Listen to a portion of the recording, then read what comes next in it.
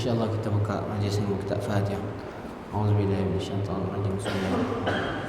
Alhamdulillahi rabbil alamin. Arrahmanir rahim. Maliki yaumiddin. Iyyaka na'budu wa iyyaka nasta'in. Ihdinas siratal mustaqim. Siratal ladzina an'amta 'alaihim ghairil maghdubi 'alaihim.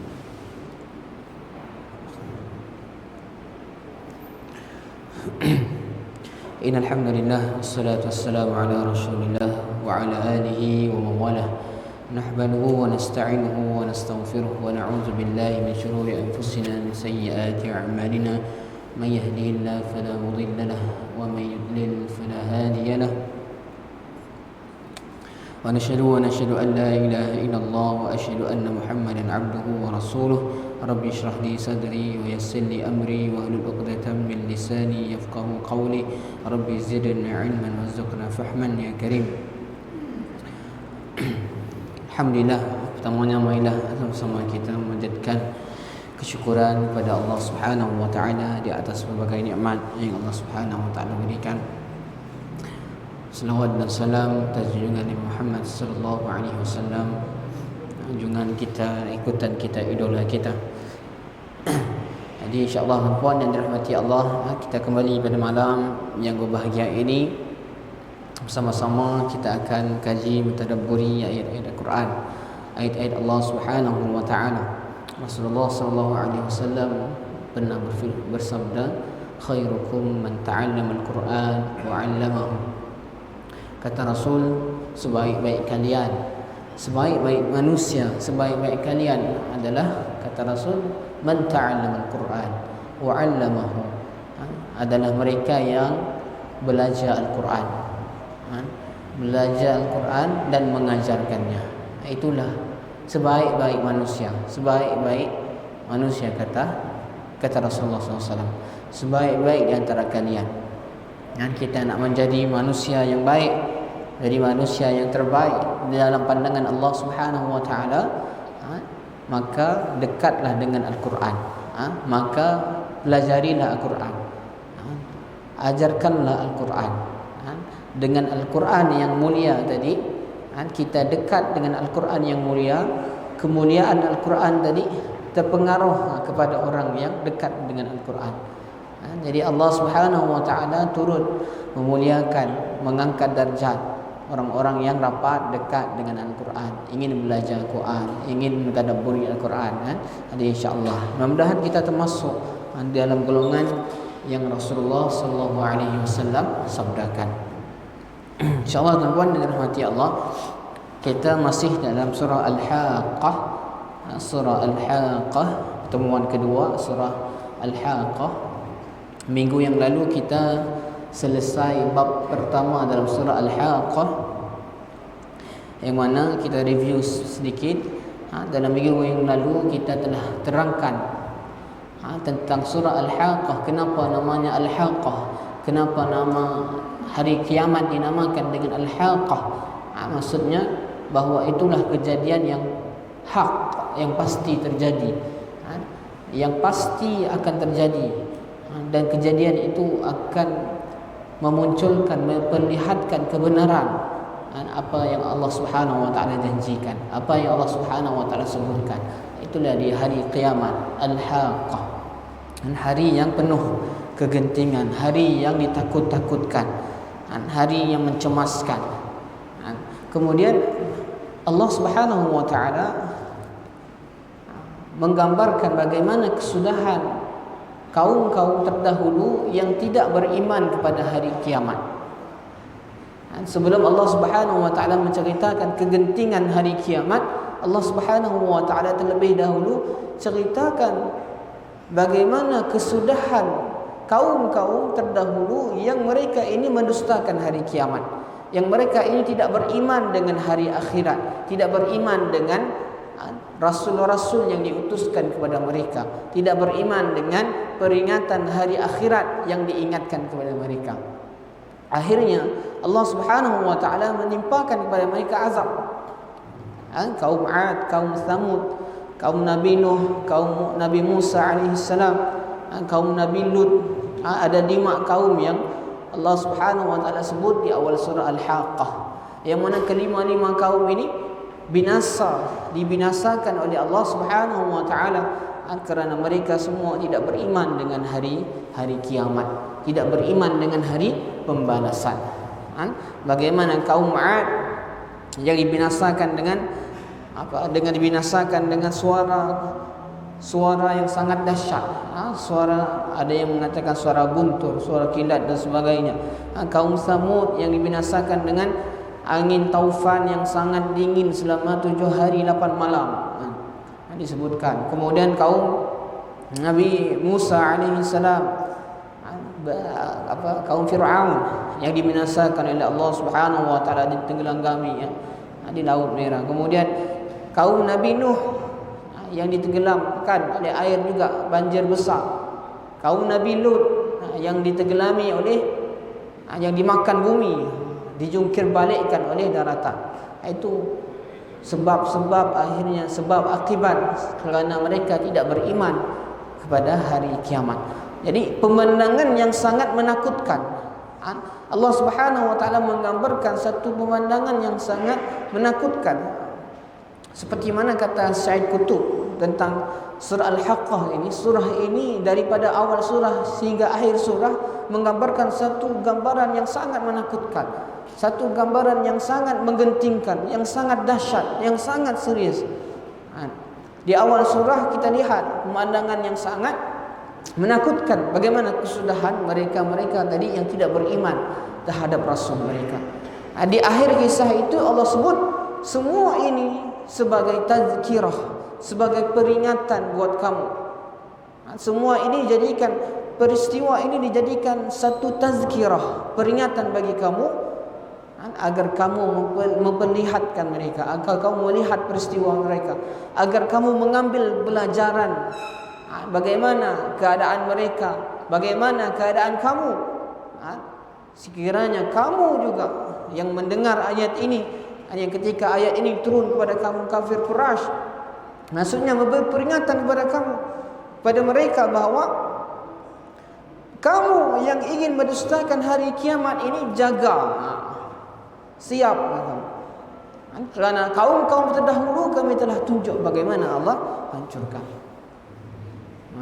Kemudian kita masuk dalam bab yang baru, yang mana Allah Subhanahu wa taala ceritakan sedikit tentang bagaimana peristiwa ketika berlakunya hari kiamat. Kita buka surah Al-Haqqah ayat ke-13. Kita baca terlebih dahulu ayat 13 hingga ayat ke-18 insya-Allah. Boleh buka surah Al-Haqqah. A'udzu billahi minasy syaithanir rajim. فإذا نفخ في الصور نفخة واحدة وحملت الأرض والجبال فدكتا دكة واحدة فيومئذ وقعت الواقعة وانشقت السماء فهي يومئذ واهية والملك على أرجائها ويحمل عرش ربك فوقهم يومئذ ثمانية يومئذ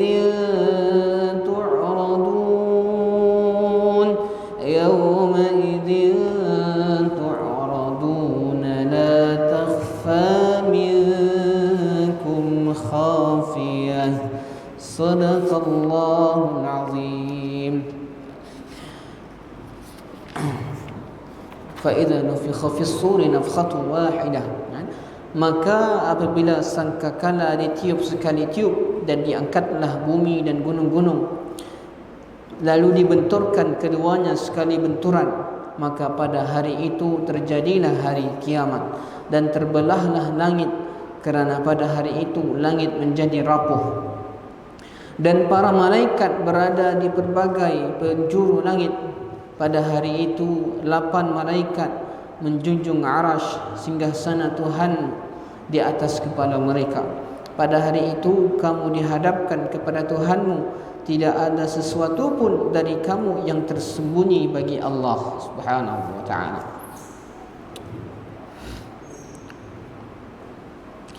Okey, setelah Allah Subhanahu wa taala ceritakan bagaimana kesudahan akhir nasib orang-orang yang mendustakan hari kiamat, kemudian Allah Subhanahu wa taala menjelaskan secara rinci perincian keadaan hari kiamat dan bagaimana gentingnya, dahsyatnya hari kiamat ini. Jadi Allah Subhanahu wa taala memulai menjelaskan pendahuluan kegentingan hari kiamat dengan fa idza nufikha fis-sur nafkhatun wahidah, maka apabila sangkakala ditiup sekali tiup. Jadi Allah Subhanahu wa taala berfirman, ketika ditiupnya sangkakala dengan satu tiupan, kita tahu malaikat yang para ulama berijma' bersepakat bahawa malaikat yang meniup sangkakala ini malaikat Israfil. Malaikat Israfil, malaikat ini yang meniup sangkakala. Malaikat ini, tuan-puan, dalam satu hadis kata Rasulullah SAW, bagaimana aku boleh hidup tenang sedangkan malaikat Israfil, malaikat di sini disebut Israfil, malaikat sahibatul qarn, sahibatul sur, maksudnya malaikat peniup terompet ini sudah sedia daripada dulu untuk meniupkan terompetnya bila-bila masa. Maksudnya tuan-puan, malaikat ini Israfil, malaikat Israfil ini malaikat yang sentiasa berdiri tegak dengan memegang terompetnya terompet ke apa? Piano kami terompet. Sentiasa dah letak, dah ready di mulut. Dah ready dah di depan mulutnya. Dan ready untuk bila-bila saat waktu disuruh untuk tiup. Bukan maksudnya bila disuruh tiup barunya mau ambil terompetnya, barunya mau ngambilnya pun terompetnya, tidak. Dah ready pegang daripada zaman dulu, sejak diciptakan dan diberi tujuan, diberi tugas untuk tiup terompet, dipegangnya sehingga sampai saat waktu Allah Subhanahu wa taala putuskan tiuplah sangkakala. Ketika itu tanpa menunggu sekelip mata pun, tanpa menunggu masa, terus malaikat malaikat Israfil terus meniup sangkakala. Adapun dalam hadis yang lain, malaikat Israfil ini sentiasa memandang ke arasy Allah, sentiasa memandang ke langit, ke arasy Allah Subhanahu wa taala, menanti bilanya Allah Subhanahu wa taala suruh, menanti waktunya ditiupkan sangkakala. Tanpa pernah mengalih pandangannya sedikit pun, sekejap pun ke tempat yang lain. Maksudnya malaikat Israfil yang pertama sudah ready pegang ini pun terompet. Kemudian sentiasa melihat ke atas, melihat dan menunggu waktu bila akan ditiupkan. Tidak lama, tidak cukup tunggu, tidak perlu tunggu lama. Bila masa waktunya sudah sampai, terus ditiupkan sangkakala. Jadi para ulama mengatakan tiupan sangkakala ini ada yang menyebut 2 kali tiupan, ada yang menyebut 3 kali tiupan sangkakala. Yang menyebut 2 kali tiupan, tiupan yang pertama nafkhatul tiupan yang pertama, tiupan yang terjadinya kiamat. Maksudnya kehancuran alam, kematian makhluk-makhluk dan sebagainya. Tiupan yang kedua, tiupan nafkhatul ba'ts, tiupan yang membangkitkan seluruh manusia. Tiupan yang membangkitkan semula untuk mereka dihadapkan kepada hisab, mizan dan sebagainya. Adapun ulama yang berpendapat tiupan ada 3 kali, mereka mengatakan ada 3 kali tiupan. Tiupan yang pertama adalah tiupan yang berbentuk satu yang menakutkan. Sebelum tiupan yang menghancurkan alam, ada tiupan yang menakutkan terlebih dahulu.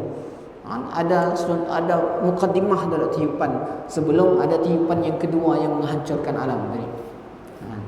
Jadi ada pendapat ada 2 kali, ada pendapat 3 kali. Okey, yang dimaksudkan dengan di sini adalah tiupan yang ketika mana alam itu hancur. Ketika mana tiupan ini sangkakala sekali tiup, maka saat itu terjadilah kehancuran alam semesta. Ini adalah penggambaran mengenai kegentingannya hari kiamat. Wa humilatil ardu wal jibal fadukkata dakkatan wahidah. Dan diangkatlah bumi dan gunung ganang, lalu dibenturkan keduanya sekali benturan. Jadi tuan-tuan yang dirahmati Allah, kita lihat sekarang tu bumi kita luas, bumi kita besar, kita gerun melihatnya. Kita lihat gunung ganang. Kalau kita berada di kaki gunung, kaki bukit, kita melihat gunung yang terpasak, kuat, kukuh, tinggi, dahsyat kita lihat. Kita duduk di tepi gunung, kita rasa kerdil kita. Di Sarawak tu masih banyak gunung. Ada gunung Satubong. Kalau saya di Jawa dulu, banyak gunung-gunung yang besar. Dan saya sempat panjat gunung. Maksudnya ketika kita panjat gunung ni, kita merasa, ya Allah, kerdilnya aku. Bila kita dah sampai ke puncak gunungnya, dapat kita lihat semua yang di bawahnya, kita merasa, ya Allah, besarnya ciptaanmu, kukuhnya gunung ini, tingginya gunung ini, pasaknya kuat sekali. Kita merasa kecilnya, kerdilnya, kita takut kita berada di atas gunung. Makhluk Allah Subhanahu wa taala yang Allah ciptakan gunung ini sangat kukuh, sangat kuat, sangat dahsyat kita lihat. Dan gambaran yang dahsyat ini terjadi lebih dahsyat lagi ketika mana hari kiamat, kena Allah angkat gunung. Gunung ganang yang kita lihat terpasak kukuh di atas bumi ini, Allah akan angkat. Allah angkat tuan-tuan. Allah angkat gunung ganang ini, dan Allah angkat bumi. Dan Allah Subhanahu wa taala benturkan dalam satu kali benturan. Sehingga semuanya jadi halus, menjadi debu-debu yang berterbangan. Gunung yang terbuat daripada batu tanah yang kita lihat keras, kuat, kukuh, dengan sekali benturan saja Allah Subhanahu wa taala jadikan dia debu-debu berterbangan, jadikan dia pasir-pasir yang tiada kekuatan, hancur, hancur. Gunung ganang hancur, bumi hancur. Masing-masing berlanggar, masing-masing bertubuhkan hingga menjadi satu lempengan, kembali menjadi bukit pasir, dan tercerai-berai, porak-poranda, dan berubah dari keadaan yang dikenal sebelumnya. Sebagaimana firman Allah Subhanahu wa taala kata dalam surah Ibrahim, al-yawma tubdalu, pada hari yang ketika mana bumi diganti dengan bumi yang lain, dan demikian pula langit. Maksudnya kelak hari kiamat, bumi yang kita lihat sekarang ini akan hancur, diganti dengan keadaan yang lain dari yang lain yang pernah kita lihat. Langit yang kita lihat cantik pun hancur, digantikan dengan langit yang lain yang kita tidak tahu macam ni bentuknya. Ketika di padang mahsyar nanti, kita akan berdiri di satu padang pasir, padang tekukur yang sangat luas. Ketika itu langit, bumi, gunung semua dah hancur, menjadi dijadikan satu tanah rantai yang panjang. Lain dari keadaan bumi dan langit ketika kita hidup sekarang, ketika sebelum hari kiamat. Dalam surah-surah yang lain banyak ceritakan bagaimana keadaan hari kiamat. Dalam surah yang selalu kita baca, idza zulzilatil ardu zilzalaha, ketika hari kiamat nanti bumi ini berguncang, kata Allah. Zulzilatil ardu zilzalaha. Berguncang bumi ini, digoncang-goncang. Wa akhrajatil ardu athqalaha. Dan bumi tadi mengeluarkan apa-apa yang ada dalamnya. Jadi goncangan yang kuat tadi mengeluarkan apa-apa yang ada dalam perut bumi. Sehingga manusia ketika berada dalam keadaan tersebut, wa qala al-insan ma laha, apa ini? Mereka dalam keadaan takut, ya Allah, apa terjadi? Ma laha. Yauma idzin tuhadditsu akhbarah, ketika itu masing-masing diceritakan keadaannya, berita-beritanya.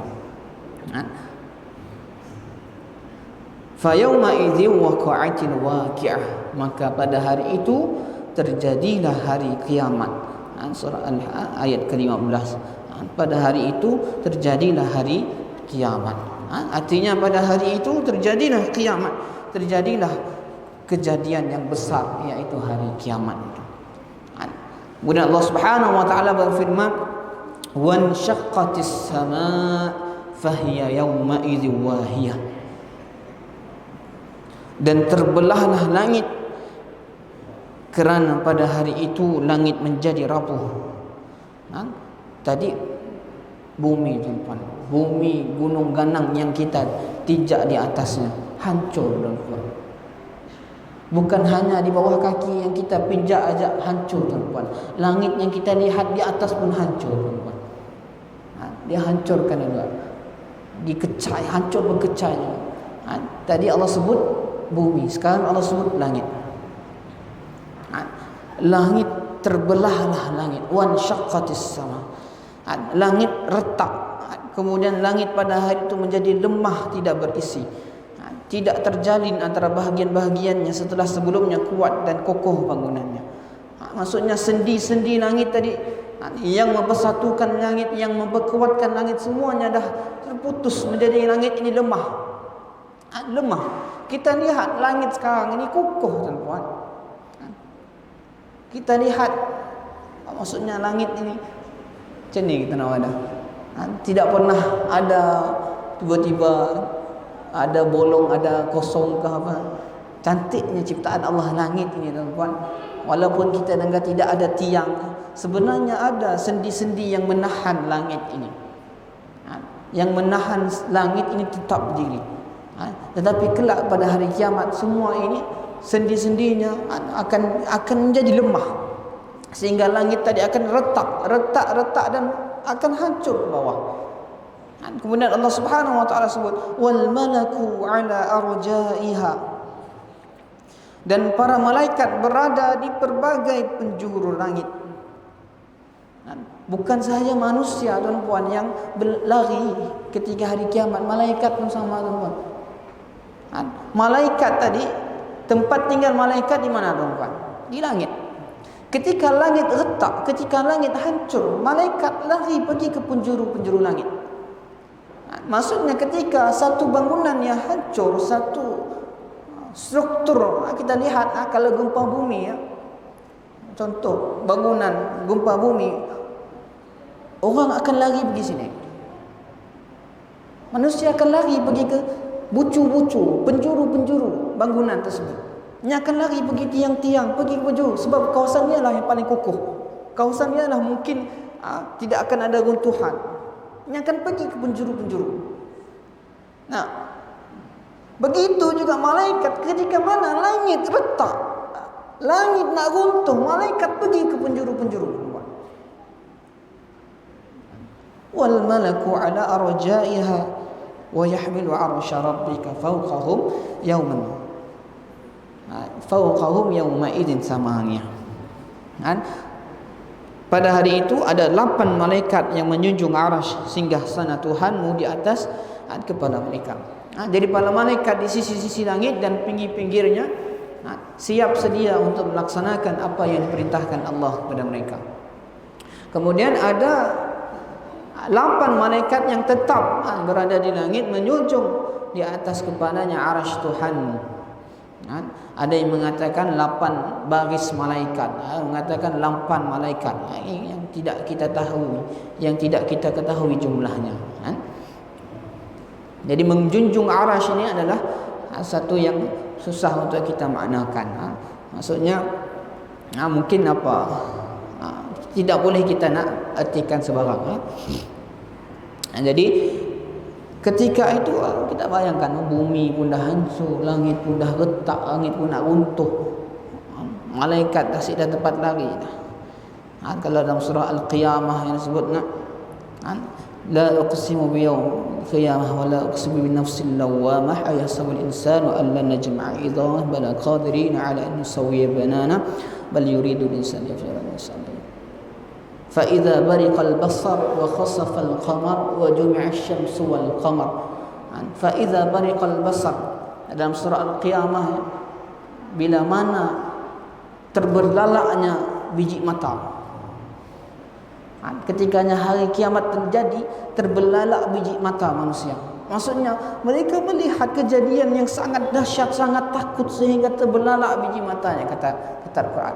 Fa idza bariqal basar wa khasafal qamar, dan bulan bintang pun saling bertabrakan, saling berlanggar, saling berhancurkan. Wa jumi'a asy-syamsu wal qamar, jumi'a, dan matahari dan bulan digabungkan, dicantumkan, maksudnya dilanggarkan, dihancurkan. Matahari yang kita lihat kuat, dahsyat, panas ini berlanggar satu sama lain, hancur.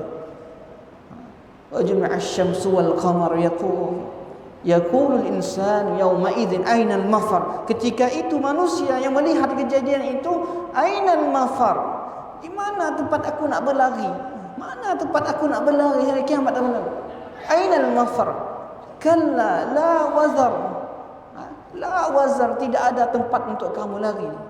La wazar. Kalla la wazar. Kemudian Allah Subhanahu wa taala setelah menceritakan secara ringkas kejadian hari kiamat ini, ada lagi satu peristiwa sebenarnya yang lebih menakutkan. Peristiwa yang lebih menakutkan, yang harus lebih ditakutkan oleh manusia. Allah Subhanahu wa taala ceritakan, yauma idzin tu'radun, pada hari itu kamu akan dihadapkan kepada Tuhanmu. Yauma idzin tu'radun la takhfa minkum khafiyah, tiada sesuatu pun dari keadaanmu yang tersembunyi bagi Allah. Ketika bumi dah hancur, langit dah hancur, manusia kemudian akan dibangkitkan semula di padang mahsyar.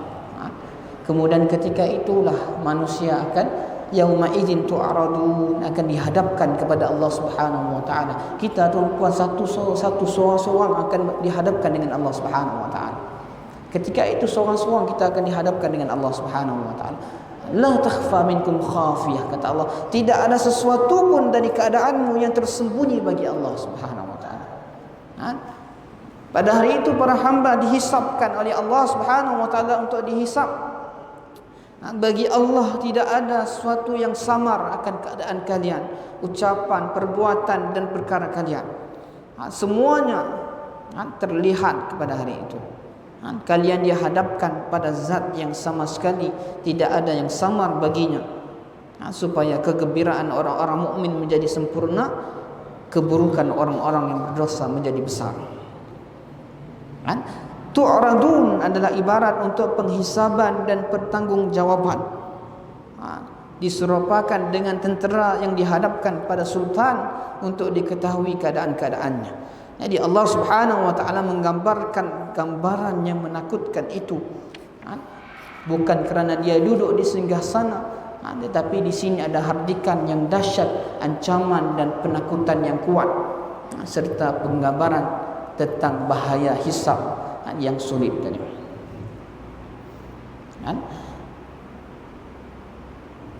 Ibnu Abid Dunya meriwayatkan dari Thabit bin Al-Hajjaj, dia berkata Umar bin Khattab mengatakan, hasibu anfusakum, hisablah diri kamu qabla an tuhasibu, sebelum kamu dihisabkan. Wazinu anfusakum qabla an tuzan, timbanglah diri kalian sebelum kalian akan ditimbang. Fa innahu akhaffu 'alaikum fil hisab ghadan an tuhasibu anfusakum al-yawm, sesungguhnya itu akan lebih ringan bagi kalian kelak jika sekarang kalian menghisap diri kalian. Wa tazayyanu lil 'ardil akbar. Hiasilah diri kalian untuk hari pementasan yang paling besar. Yauma idzin tu'radun la takhfa minkum khafiyah. Pada hari itu kamu dihadapkan kepada Tuhanmu, tiada sesuatu pun dari keadaanmu yang tersembunyi bagi Allah Subhanahu wa taala. Dalam satu hadis warawa al-Imam Ahmad wa Tirmizi wa Ibnu Majah an Abi Musa al-Asy'ari qala qala Rasulullah sallallahu alaihi wasallam yu'radun nas yaumal qiyamah thalatha 'aradat fa amma أعرضتان فجدال ومعاذر وأما الثالثة فإن ذلك تطير الصحف في العيد فآخذ بيمينه وآخذ بشماله لكن ترمذي رواه عن أبي هريرة ورواه ابن جرير أيضا عن عبد الله بن مسعود. Imam Ahmad, Tirmizi, Ibnu Majah meriwayatkan bahwasanya Rasulullah SAW bersabda, pada hari kiamat nanti manusia akan dihadapkan di hadapan Tuhannya 3 kali. 2 kali dihadapkan dalam rangka debat dan apologi. Maksudnya menunjukkan alasan-alasan. Sedangkan yang ketiga dihadapkan oleh Allah Subhanahu wa taala lembaran-lembaran amal bertembangan di hadapan manusia. Ada yang mengambil dengan tangan kanan, ada yang mengambil dengan tangan kiri.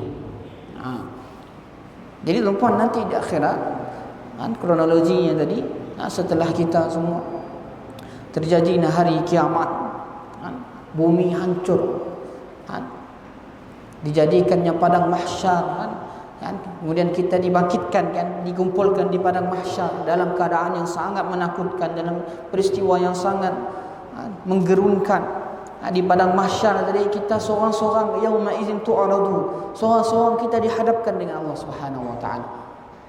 Ketika itu tuan Allah Subhanahu wa taala gambarkan dalam surah yang lain, orang yang berdosa, orang-orang yang banyak dosanya ketika menghadap Allah Subhanahu wa taala, khasyi'atan absaruhum tarhaquhum zillah, pandangannya sangat takut melihat ke bawah. Takut kerana penuh dosa, dia tahu dia penuh dosa. Adapun orang-orang yang beriman, wajahnya wa yanqalibu ila ahlihi masrura, wajahnya dalam keadaan yang gembira. Setelah berjumpa setelah kejadian hisab, bila dia kembali kepada keluarganya dalam keadaan yang gembira. Nanti ada peristiwanya. Setelah hisab, kemudian ditimbang, mizan ditimbang, kemudian mendapat kitab amal kanan atau kiri, kemudian ada melalui titian sirat, kemudian akhirnya kesudahannya syurga ataupun neraka. Allah Subhanahu wa taala ceritakan, tuan-puan, inilah yang sebenarnya lebih menakutkan berbanding tadi peristiwa-peristiwa hari kiamat. Allah Subhanahu wa taala nak menunjukkan gambaran ketakutan tadi. Allah tunjukkan terlebih dahulu pandangan tentang bagaimana kesudahan orang yang mengingkari hari kiamat, dan Allah tunjukkan bagaimana kegentingan hari kiamat, dan puncaknya Allah tunjukkan bagaimana gambaran kita nanti satu-satu akan dihadapkan dengan Allah Subhanahu wa taala. Ini yang paling menakutkan, tuan-tuan.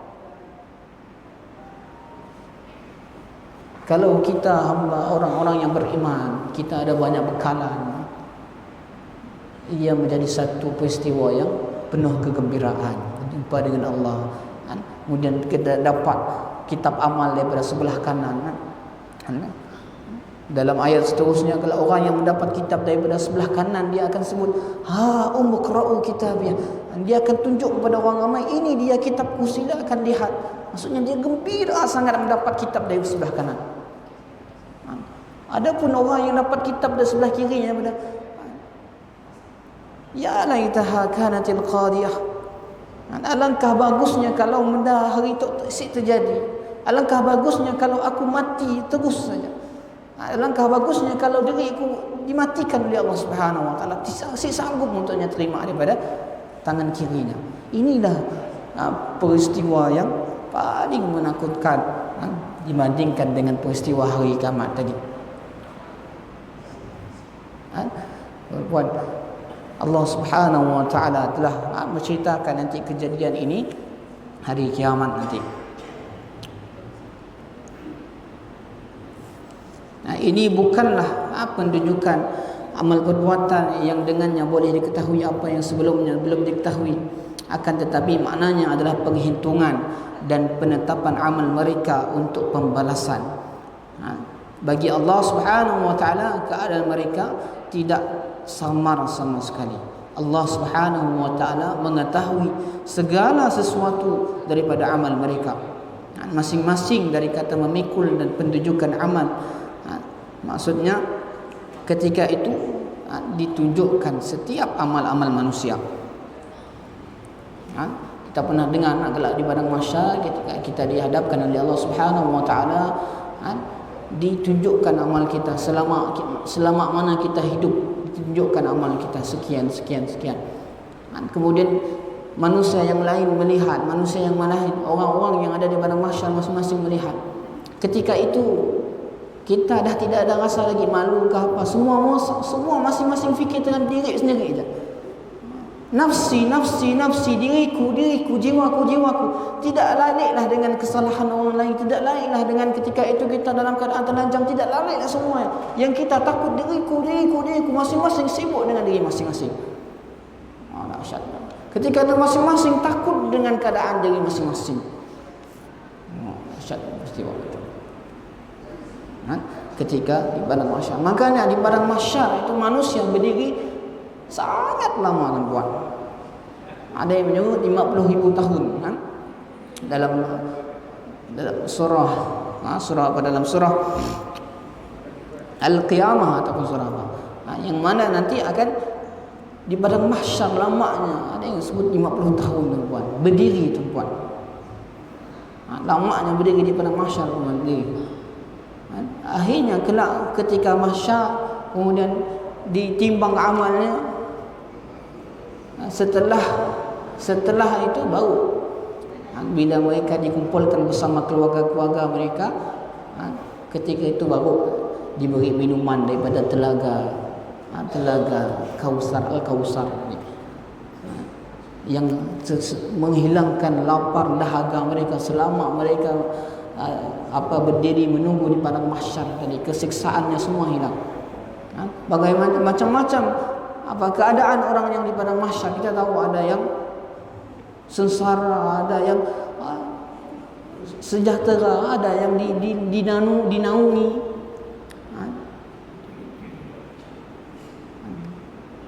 Dalam satu hadis, yauma la zillan illa zilluhu, pada suatu hari yang tidak ada naungan kecuali naungan Allah Subhanahu wa taala. Allah Subhanahu wa taala beri naungan kepada ada 7 golongan. Selalu kita sebut. Ada 7 golongan yang Allah Subhanahu wa taala berinya naungan, berinya keselamatan. Ketika mana tidak ada naungan kecuali naungan daripada Allah Subhanahu wa taala. 7 golongan ini. Di antaranya tuan-tuan apa? Ar-rajulun mu'allaqatun qalbuhu mu'allaqatun fil masjid. Manusia, pemuda ataupun manusia lelaki yang hatinya terpaut di masjid tuan-tuan. Ketika itu kita mendapat naungan Allah Subhanahu wa taala. Ketika berlakunya kegentingan peristiwa itu kita dapat naungan Allah Subhanahu wa taala. Ada lagi 7 golongan, imam yang adil. Pemuda yang hidupnya beribadah kepada Allah Subhanahu wa taala. Orang yang bersedekah, tangan kanannya, tangan kirinya tidak tahu. Ada 7 golongan itu. Itulah kegentingan tuan-puan peristiwa-peristiwanya hari kiamat. Jadi insya-Allah kita cukupkan. Insya-Allah minggu hadapan kita ceritakan bagaimana Allah sebutkan nanti ada yang mendapat kitab amalnya sebelah kanan, ada yang mendapat kitab amalnya sebelah kiri. Bagaimana keadaannya, bagaimana peristiwanya, insya-Allah kita sambung minggu hadapan. Wallahu a'lam. Qul qauli hadza wa astaghfirullah li wa lakum. Wallahu rahim, yang baik daripada Allah Subhanahu wa taala, yang kurang saya mohon ampun dan maaf. Jadi kita tangguh dengan tasbih kifarah dan suratul As. Subhanakallahumma wa bihamdika asyhadu an la ilaha illa anta astaghfiruka wa atubu ilaik. Bismillahirrahmanirrahim. Wal 'asri innal insana lafi khusr illa alladhina amanu wa 'amilus salihati wa tawassaw bil haqq wa tawassaw bis sabr. Assalamualaikum warahmatullahi wabarakatuh.